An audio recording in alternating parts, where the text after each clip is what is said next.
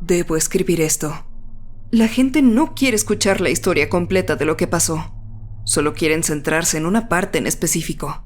Son el tipo de personas que se van hasta el final de una novela de misterio para asegurarse de que su teoría sea correcta. El tipo de personas a las que les encantaría hablar sobre lo que ellos harían en una cierta situación, pero odian escuchar las experiencias personales. Escribo esto porque quiero que alguien lo entienda.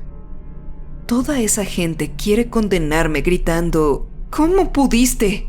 Y mi respuesta, solo hice lo necesario, no parece saciarlos. Tengo que explicarme y ser escuchado. Supongo que por eso escribo esto. Ya puedo ver que esto me va a tomar un tiempo. Solo me permiten pasar 1 hora en las computadoras antes de que los guardias me empujen de regreso a mi celda. Siendo honesto, estoy escribiendo esto desde un centro penitenciario. Aún no me encarcelan. Estoy esperando a ser juzgado y, por las miradas desdeñosas que me he ganado del jurado, no me hago ilusiones sobre el veredicto final. Mi límite diario de 1 hora en la computadora se va a ocupar solo en esto. Después de todo, el juicio va a tomar un tiempo debido al circo mediático que este caso ha generado. Así que tengo tiempo. También me escribo esto porque me siento bastante solo. Los guardias no quieren tener nada que ver conmigo y me han puesto en aislamiento hasta que termine la audiencia. Estoy solo aquí y me ponen en aislamiento cuando se acaba mi tiempo en esta máquina. Ha habido algunas especulaciones sobre por qué ha sido así. El tribunal dijo que era por mi seguridad. Podría haberles creído si no fuera visto de la forma en que me miraban. Quieren que me aísle por su disgusto por cómo luzco y por mis acciones. Desde el accidente tengo esta apariencia macabra, de la cual no tengo muchas ganas de hablar. Y como no hay espejos, no tengo que afrontar diariamente el daño en mi cuerpo. Empezaré por el principio. Quería un nuevo comienzo. Quería alejarme de todo. Empaqué mis pertenencias en 2 maletas y tomé un vuelo de travesía hacia Colorado. Me sentía estancado en el lugar donde había nacido. Voy a omitir el lugar del que vengo. Realmente no considero que sea importante. Quería un nuevo comienzo y nuevas experiencias. Veía caer la nieve fuera de la ventanilla del avión y pensaba en mis sueños. Algo más allá de mi entendimiento me concedió ese nuevo comienzo.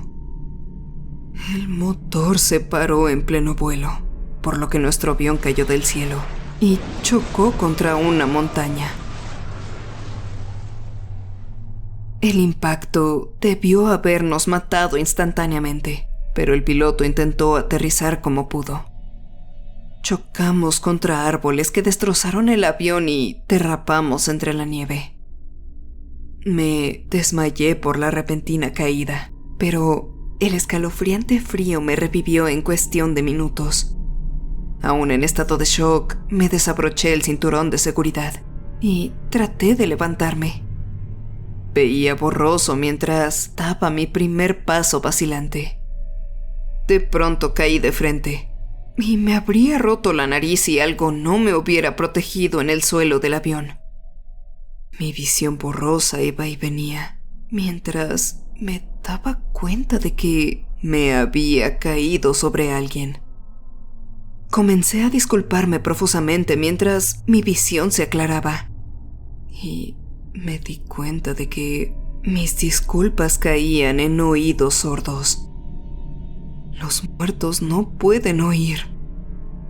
El hombre, o lo que quedaba de él, había sido partido a la mitad por su cinturón de seguridad y tirado de forma desordenada por el suelo de la cabina. Su fallecimiento había sido rápido. Se había desangrado en cuestión de segundos mientras las otras personas llenaban el aire con gemidos y súplicas a dioses que ya no los escuchaban. Lo primero que hice fue moverme a lo largo del avión y comprobar cómo estaban los demás pasajeros. La mayoría habían sufrido conmociones cerebrales y parecía que nunca despertarían debido a sus heridas. Supongo que tuve suerte de estar en medio del avión y no recibir una paliza tan fuerte como los demás. La mayoría de los pasajeros eran causas perdidas. Una mujer había sido azotada hacia adelante contra la bandeja plegable, la cual le había atravesado el cuello y le había quitado la vida con relativa rapidez. El impacto repentino del avión al estrellarse arrojó a un pequeño que no traía cinturón al asiento de delante y se rompió el cuello. Se quejaba de forma amarga mientras pasaba a su lado. Sabiendo que no podía hacer nada por él, continué por el pasillo. Mientras iba caminando veía a más gente sin vida. El caso más espantoso que puedo recordar fue el de la azafata. Ella había estado ayudando a los pasajeros a sentarse en sus asientos mientras el avión se estrellaba. No tuvo tiempo de ponerse a salvo cuando el carrito de comida se abalanzó sobre ella y la estrelló contra la puerta de carga. Solo podré decir que los restos eran de una azafata por su etiqueta con su nombre que decía Margaret. Ella era un desastre salpicado de rojo que estaba extendido contra la puerta de la carga, con su caja torácica expuesta, sobresaliendo de su abdomen roto como una araña macabra. Habría vomitado si no hubiera estado en tal estado de shock. Me acerqué a la cabina para comprobar si había otros pasajeros que pudieran haber sobrevivido. Pasé junto a más cuerpos. Uno de ellos detuvo mi avance. Era un hombre. Usaba una chaqueta con corbata de tipo ejecutivo. Estaba gimiendo por el dolor. Tocó débilmente la protuberancia de metal en su pecho. Tras observar con mayor detenimiento, descubrí que era la parte metálica de la bandeja de su lugar la que lo había empalado en su asiento. Debió haber alcanzado su corazón, pero a juzgar por su respiración entrecortada, supe que probablemente le había perforado y desinflado un pulmón. Estaba muerto, solo que aún no lo sabía. «Ayúdame», suplicó el hombre. Sus manos arañaban la barra de metal y tosía una sustancia roja. «Te estás muriendo», respondí. Sus ojos se dilataron y gimió. «Duele». Asentí y me preparé. Le dije que cerrara los ojos y, cuando lo hizo, presioné la palma de mi mano sobre su boca y le cerré la nariz. Se movió en su asiento y se rasgó más profundamente la herida en el pecho. Mi mano se aferró a su boca y nariz mientras le daba la única misericordia que podía darle. No pasó mucho tiempo antes de que su lucha se calmara. Mantuve mi mano sobre su boca por unos momentos más hasta que estuve seguro. Una vez que supe que estaba sin vida, vomité en el pasillo. Continué caminando por el pasillo. La mayoría del resto de los pasajeros no podían recibir ayuda, pero su fin se acercaba rápidamente, y este era poco misericordioso. Solo les quedaban unos minutos, a diferencia del hombre empalado que podía haber sobrevivido a sus heridas por unas agonizantes horas antes de finalmente rendirse. La puerta de la cabina estaba atascada. Golpeé mi hombro contra ella varias veces antes de que cediera lo suficiente como para poder mirar hacia adentro, pero no me gustó lo que vi. La punta del avión había chocado contra la ladera de la montaña y la cabina del piloto había sufrido la mayor parte de los daños. Se había arrugado como si hubiera estado en manos de un dios enojado. A través de los escombros, solo pude ver algunas cosas que confirmaban que realmente hubo alguien en la cabina. Una de esas cosas era una mano que sobresalía del metal arrugado.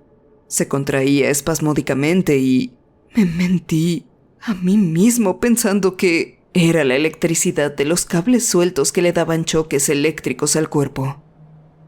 Regresé a la cabina del avión sin querer quedarme como testigo de la espantosa escena que tenía frente a mí. Fue cuando comencé a caminar de nuevo por el pasillo del avión cuando, por primera vez, me di cuenta del frío. Llegó hasta el fondo de mis entrañas y me hizo temblar. Miré a mi derecha y noté que había un enorme agujero irregular en el costado del avión, donde alguna vez estuvo unida el ala. El aire frío entraba y arrojaba algunos copos de nieve rebeldes por los pasillos. Un sonido me hizo girar la cabeza hacia la parte trasera del avión. Alguien estaba en el baño, pero el carrito de comida bloqueaba su salida y lo tenía atrapado adentro. Aparté el carrito, haciendo una mueca cuando las ruedas arrastraron los restos desordenados de la azafata. El hombre salió cojeando del baño. Tenía algunos moretones y golpes, pero iba a sobrevivir. Caminaba cojeando, lo que me hizo suponer que se había lastimado durante el accidente. Se presentó como Jim Donner, y cuando estaba a punto de darle mi nombre, un grito de sorpresa me interrumpió. Había otro sobreviviente. La persona que solo se identificó como Tamsen acababa de recuperar el conocimiento junto al cadáver de otro pasajero. Logramos sacarlo de su asiento y Jim lo hizo reaccionar. Cada uno de nosotros repitió la historia del accidente como si volver a contarla cambiara el resultado. Tamsen juró que habíamos chocado contra algo y Jim sugirió que el motor se había congelado debido al frío antinatural. Fue ante esa sugerencia que se nos ocurrió la idea de que nos congelaríamos si no hacíamos algo contra el frío. Comenzamos a sacar el equipaje de arriba y a tapar el enorme agujero en el costado del avión. Esto ayudó a evitar que gran parte del frío entrara en el avión y a mantener alejados a los depredadores. La repentina subida de adrenalina que cada uno de nosotros experimentó al comienzo del accidente había disminuido, y ahora estábamos simplemente débiles. Pasamos la primera noche acurrucados en los pasillos, rodeados de cuerpos, mientras el viento aullaba entre los restos de nuestro avión. Esa noche soñé con la mano del piloto asomándose entre los escombros. Cobraba vida y empezaba a llamarme con sus dedos como si me invitara a algún lugar. No dormí tan bien durante el resto de la noche.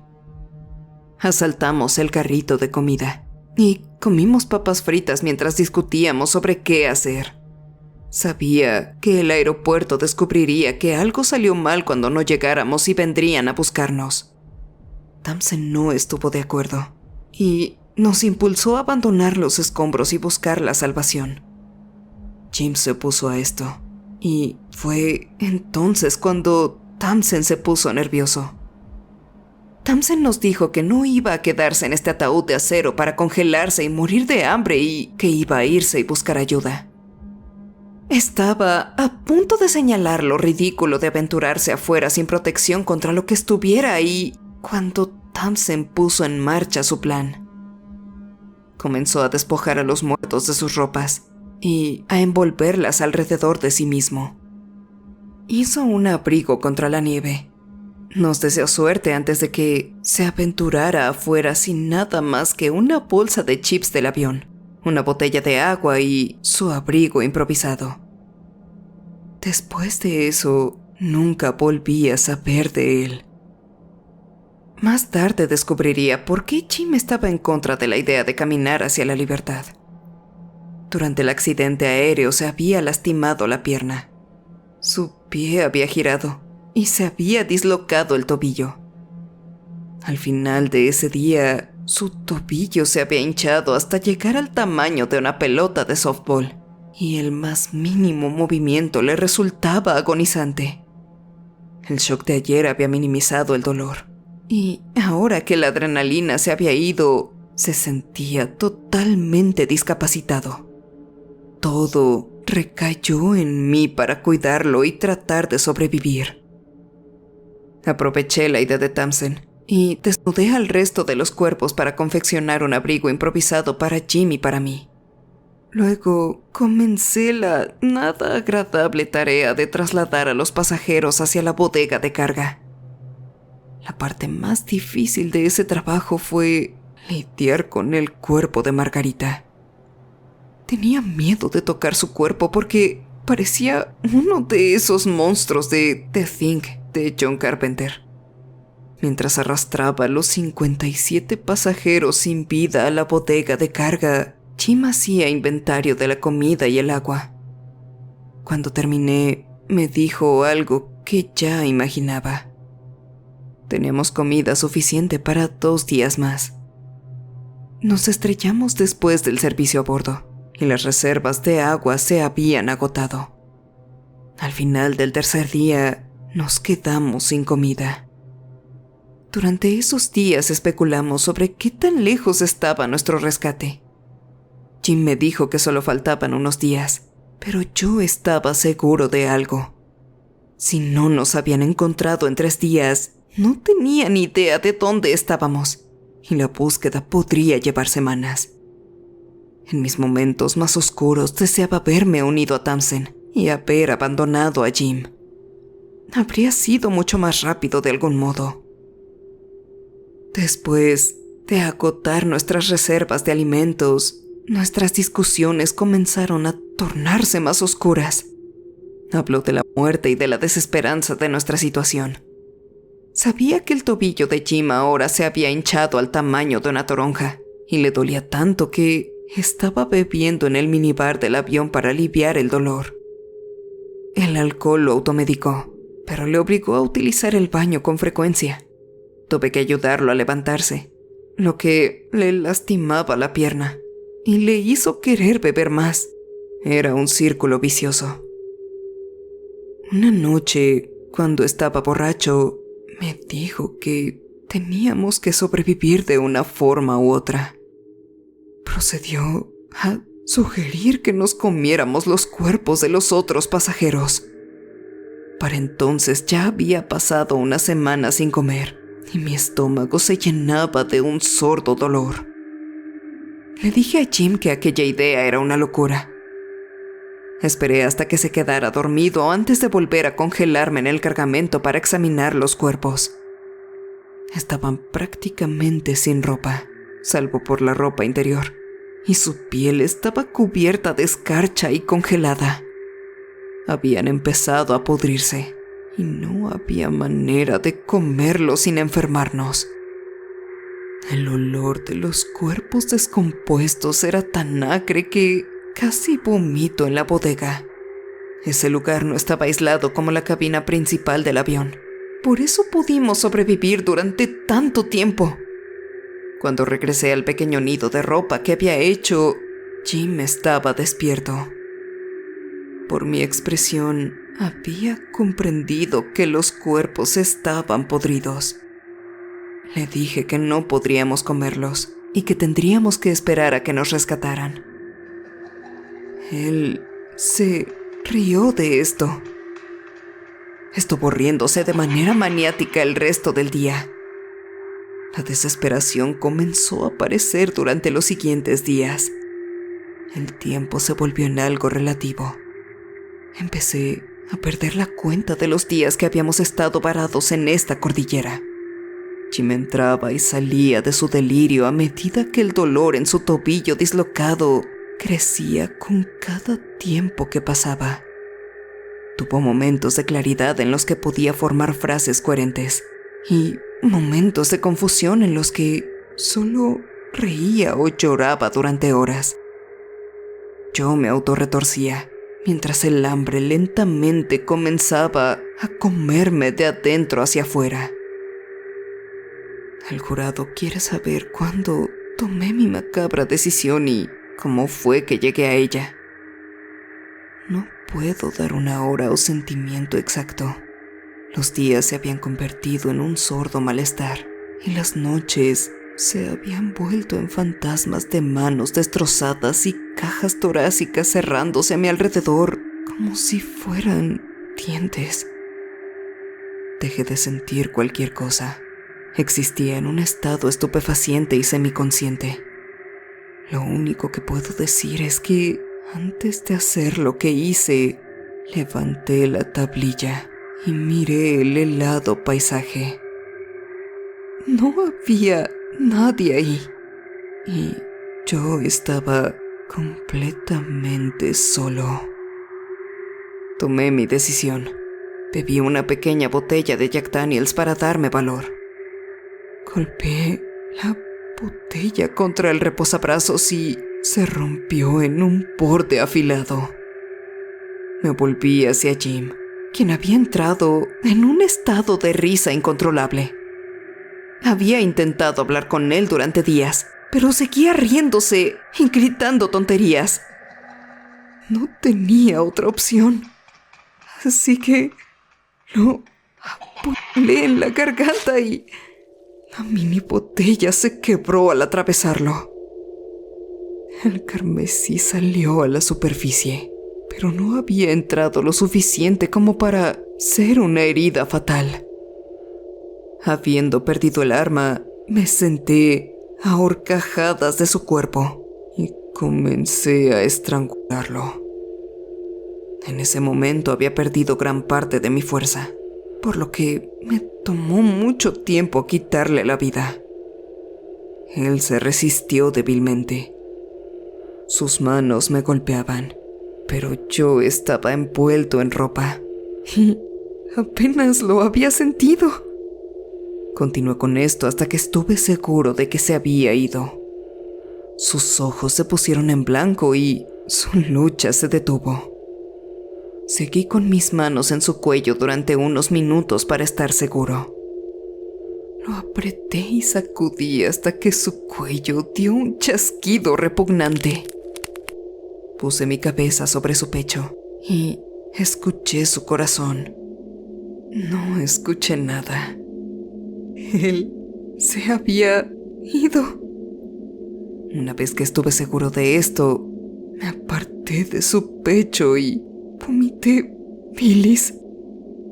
Me quedé encorvado en el suelo y lloré amargamente sobre mi propia bilis. Para empezar, no había nada sustancial en mi estómago, pero sabía que estaba a punto de llenarlo de la manera más oscura posible. Mi hambre me superó. Me arrodillé ante su herida abierta y puse mis labios sobre ella. La sensación de tener algo cálido corriendo por mi garganta, después de lo que pareció una eternidad de vivir en un ambiente gélido, me llenó de mucho vigor. Una vez que dejé de beber, me dispuse a la espantosa tarea de separar la carne del hueso. No tenía nada que me ayudara en mi tarea, excepto mis manos y mis dientes. Arranqué la carne de mi amigo en trozos con los dientes. No lo describiré más a detalle. Me avergüenzo de ello.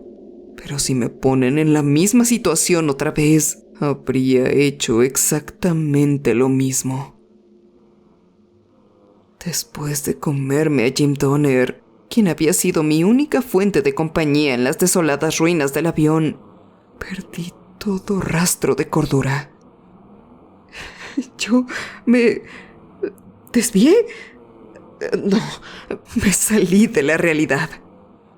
Regresé a una especie de estado primario, primitivo. Yo era una criatura salvaje y diabólica. No sé cuánto tiempo pasó mientras estuve en ese estado. No sé si habían pasado días o semanas después de que me había comido a mi amigo antes de que finalmente llegara la ayuda. Solo sé las circunstancias en las que me habían encontrado. Según el testimonio de los testigos, entraron en el avión a través del enorme agujero en el costado. Tuvieron que arrancar la barricada de equipaje que habíamos puesto. Al principio, el equipo de búsqueda y rescate pensó que no había sobrevivientes. Buscaron por todos los pasillos y no encontraron nada.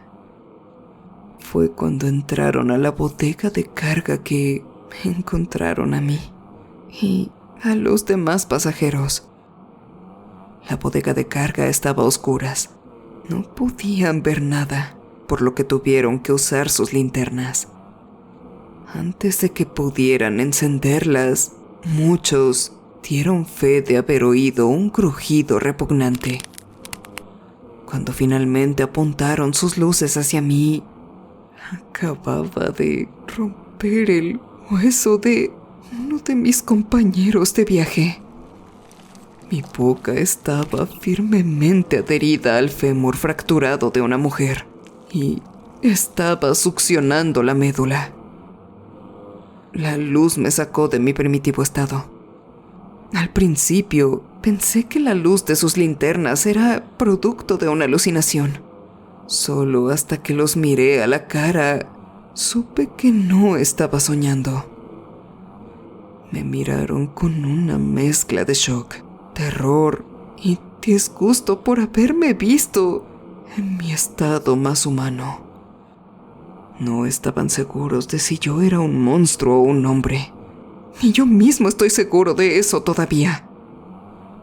No sé cuánto tiempo estuve en la bodega de carga, pero soy consciente de algunas cosas. En algún momento me quité el abrigo improvisado. Debí haber estado en la bodega de carga al menos un par de días, alimentándome de la médula de los cadáveres de los demás pasajeros. La carga no estaba aislada. Hacía mucho frío ahí, pero no podía salir. Era agradable, oscuro y cómodo en aquel momento. Me regresaron a la civilización, a mi antiguo yo.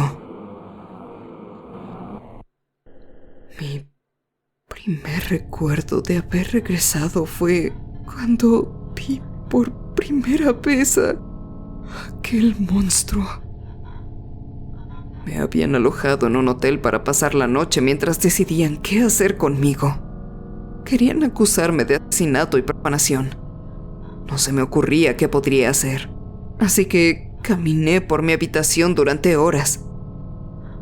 Fue durante este aburrimiento que vi por primera vez al monstruo que me atormenta hasta el día de hoy. Estaba caminando cuando lo vi. Era algo diabólico y grotesco.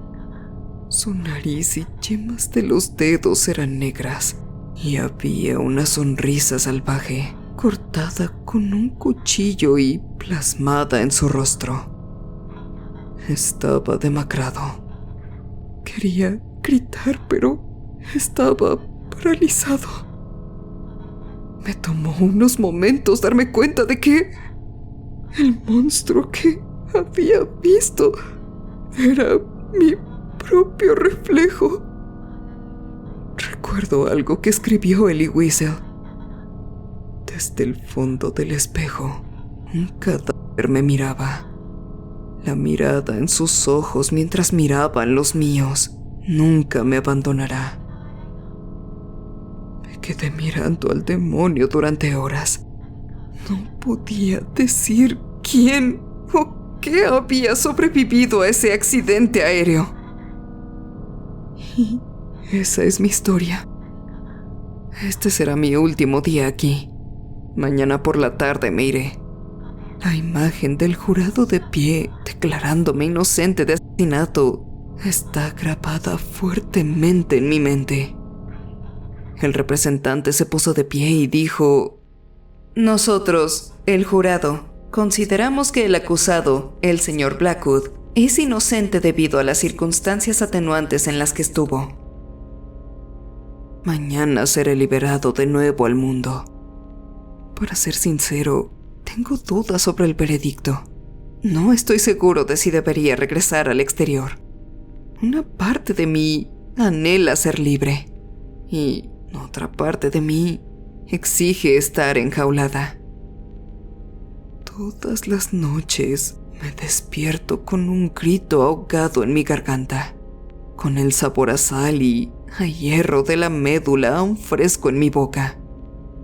No sé qué es peor, el recuerdo o que al recordar ese sabor haga que me ruja el estómago y empiece a salivar.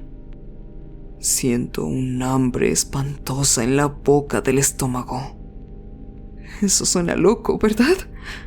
Sé que es una locura. Por eso voy a borrar todo esto. Incluso tomando esta decisión, me alegro de haberlo contado. Me alegro de sacarme todo esto del pecho. Tras la salida de Blackwood, el guardia de la prisión se dejó caer en la silla con un suspiro. Se alegraba de ver partir a ese hombre de aspecto extraño. El juicio había terminado, pero la tormenta mediática aún se arremolinaba a su alrededor. Las noticias aclamaban por información. Miró de un lado a otro para asegurarse de que no hubieran testigos antes de comenzar. Encendió la computadora y comenzó a buscar cualquier dato relevante que Blackwood pudiera haber dejado. Cualquier cosa. Una carta o un correo electrónico a familiares o amigos. Eso podría valer millones. El guardia no encontró ningún correo electrónico, pero logró recuperar un documento que había sido eliminado horas antes de que Blackwood regresara al mundo. El guardia de la prisión se inclinó hacia adelante y comenzó a leer el documento con una expresión hambrienta en su rostro. Y tenía razón. Esta información valdría millones.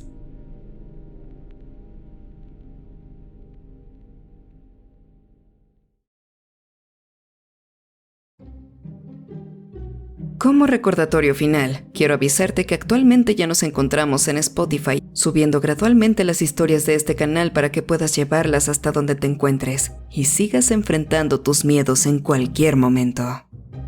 También tengo 2 canales alternos a este: SCP Files, donde se seguirán subiendo todos los videos SCP que estaban inicialmente aquí, y Damita de Blanco, donde verán mi lado manco y gamer fuera del terror. Pam, pam, pam, pam, pam, pam, pam. ¡Ah, no mames!